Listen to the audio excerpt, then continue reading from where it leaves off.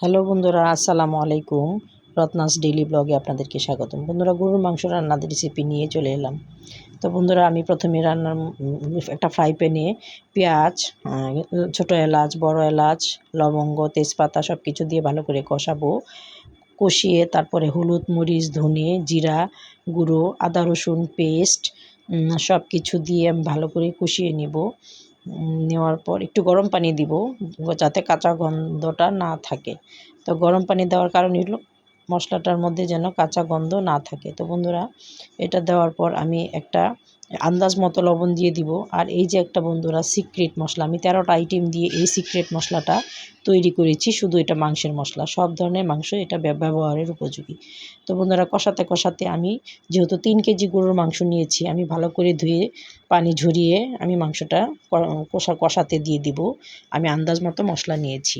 তো বন্ধুরা, সিক্রেট মশলার আমি কিভাবে তৈরি করি, 13টা আইটেম দিয়ে আমি সিক্রেট মশলাটা কিভাবে তৈরি করি সেটা জানতে চাইলে একটা সাবস্ক্রাইব করে পাশের বেল আইকনে চাপ দিয়ে থাকেন।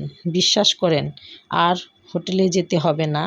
800 টাকা কেজি গরুর মাংস কিনে প্রেসার কুকার ব্যবহার না করে গরম গরম সাদা ভাত দিয়ে তুলতুলে গরুর মাংস ভাতের সাথে খেতে সেই স্বাদ।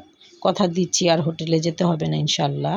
আমি যেহেতু ছাদ বাগানি, ছাদের কিছু ধনেপাতা এনে এটা শেষে ডেকোরেশন করে দেব ইনশাল্লাহ। প্লিজ একটা সাবস্ক্রাইব করে পাশে থাকবেন।